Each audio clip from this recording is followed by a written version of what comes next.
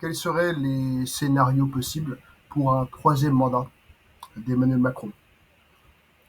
Alors c'est une question qui est intéressante puisque je vais vous mettre en lien l'article qui est du Figaro, mais il y a de plus en plus de théories par rapport à ce sujet. On est dans un contexte international qui devient de plus en plus compliqué d'un point de vue économique.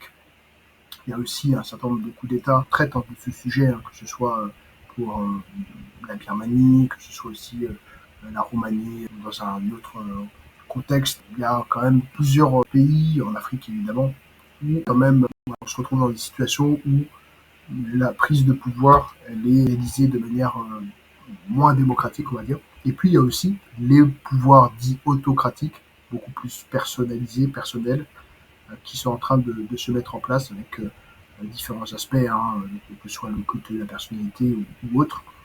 Et ce contexte-là, en plus, en mettant, donc on pourrait faire une analyse précise sur Emmanuel Macron, mais globalement, sa personnalité, elle est plutôt portée vers la chefferie. Donc on a, au niveau de sa personnalité, deux grandes possibilités, en même trois grandes possibilités. La première, ce serait de retourner dans le privé, comme il l'a fait auparavant. Il semble en tout cas que ce ne soit pas une solution qui va l'intéresser. La deuxième, ce serait d'être président de l'Europe, comme un peu Von der Leyen, et dans une Europe qu'il qualifie de, enfin, en tout cas c'était l'OTAN, mais l'Europe c'est un peu la même chose, il la qualifie un petit peu, enfin, même que ce soit François Bayrou aussi, on est plutôt sur une fin de l'Europe qu'un début de l'Europe, donc est-ce que ça va forcément l'intéresser? Donc on va enlever ce scénario-là. Et enfin, il y a le scénario de la France, où se pose la question du troisième mandat et on va regarder comment on peut faire pour avoir un troisième mandat. Donc dans le contexte où finalement il y a eu une diminution du temps président, on a continuellement augmenté les droits aussi des électeurs, on remonte avec la majorité, le suffrage universel, la majorité qui a été baissée, il y en a qui parlent, notamment au Royaume-Uni, encore de baisser la majorité.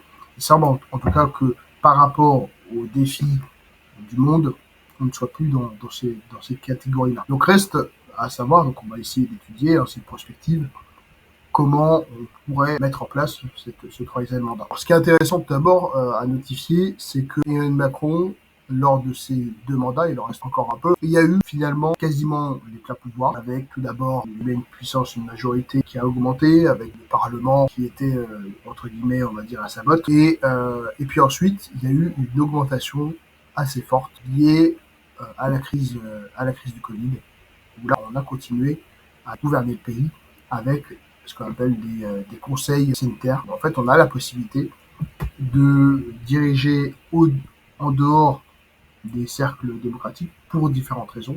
Voilà, ça peut être des raisons sanitaires, ça peut être des raisons de guerre. On a eu cette possibilité-là.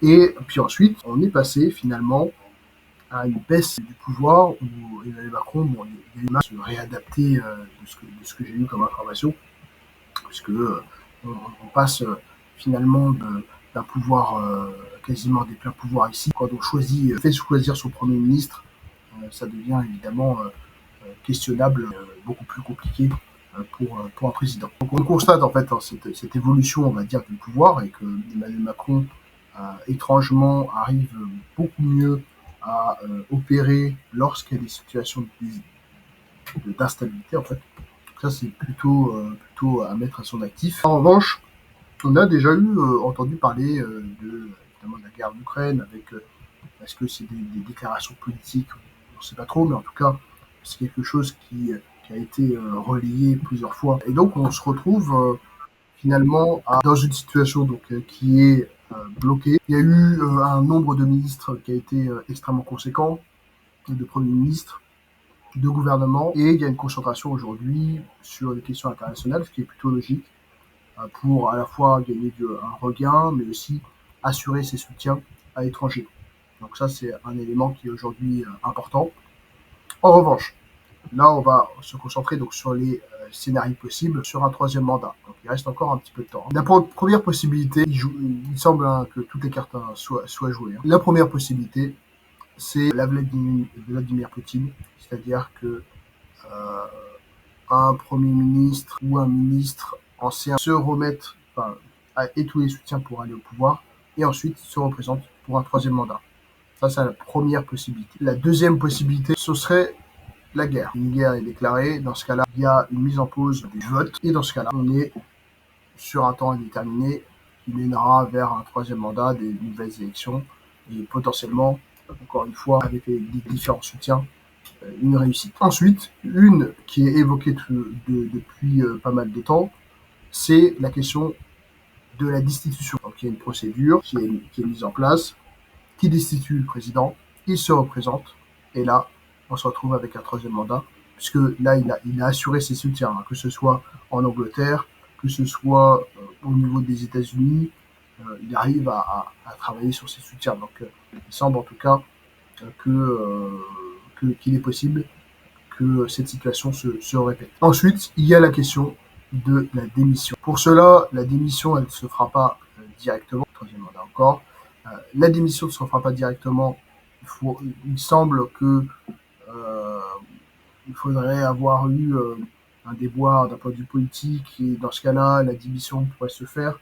Mais ça me semble compliqué, en tout cas, que d'un point de vue de sa personnalité, à part s'il fait une démission 2 jours avant la fin de son troisième mandat, comme ça, il n'a pas réalisé donc ces 2 mandats consécutifs, et dans ce cas-là, il peut se représenter pour un troisième mandat. Et la dernière possibilité, c'est le changement de la Constitution, pour différentes raisons. Il y a beaucoup d'appels qui vont dans ce sens, que ce soit pour l'écologie, que ce soit pour l'immigration.